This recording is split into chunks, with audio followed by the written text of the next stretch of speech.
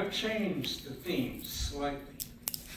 I'm going to tell you about my first jobs, but there is a common thread to all that I managed to tell you about.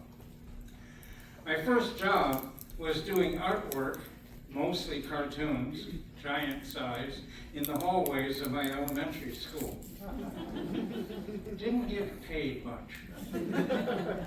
In high school, I did my first actual paid job, other than my parents paying me 50 cents an hour around the house, was at the hangout of the high school called Dutch's.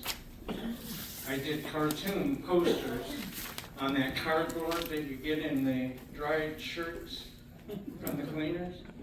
That was my first professional cartooning work. My third, when I was in college studying for architecture, I didn't think my parents would ever pay for me to go to cartooning school, so I signed up for, I was already interested somewhat in architecture, but I chose to be the cartoonist for the school paper called the Tech News, except my cartoon strip was about Looney Tech with a main character called Heathcliff. Moving beyond that, my life goes like that. Actually, since 1963 until a few years ago, thanks to COVID, I've had 63 different jobs in 8 different professions. Each one of them allowed me to be a cartoonist for a while. And I'm about to start my 9th profession, which is going to be freelance creativity, creating creative stories based on a system I developed many years ago working on my doctorate, what I call the crayon breakers. These are the traits that you will find in almost every human being to one level or another. And they are traits of highly creative people. Because I live by the premise that all human beings are born capable of thinking creatively, but their cultures normally kill it to achieve conformity. Yeah, I agree on the right side of the road, left side of the road, all that type of stuff.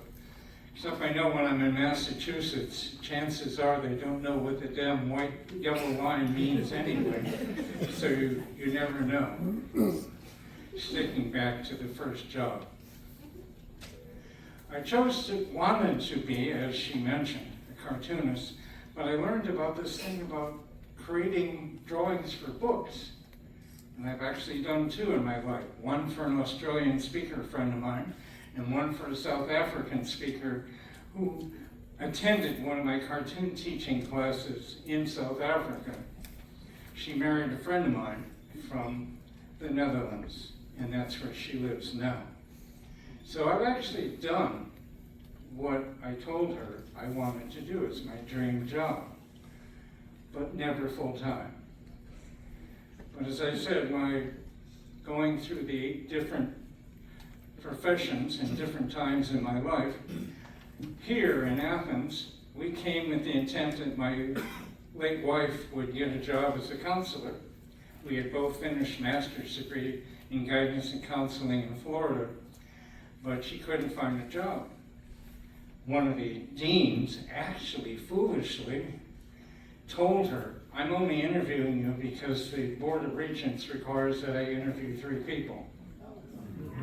If you've been in Athens for 30 years, you may remember a couple cases where students sued their professors for what they did. We also had a professor who sued for not being raised. The only person who really lost in that case was the head of the committee for advancement, who wouldn't admit how he voted, but it was in public record. Well, sad story, he was put in prison, but at the prison where he was doing his research.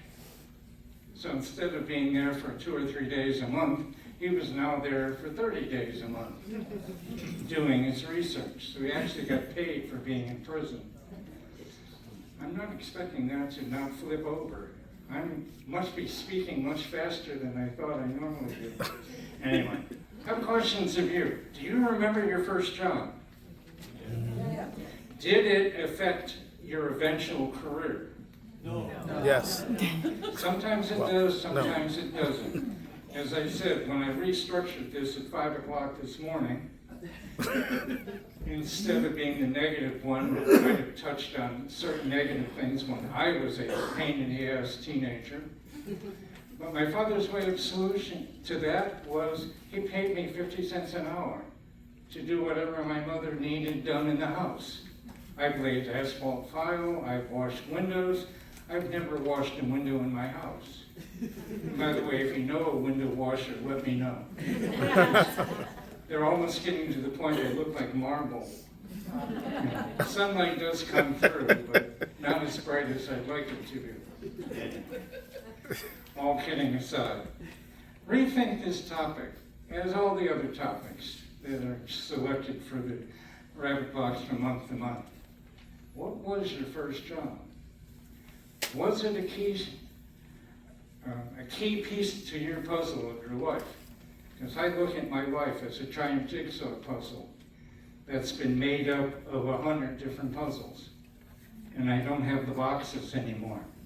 So I don't know what the puzzle is really supposed to look like.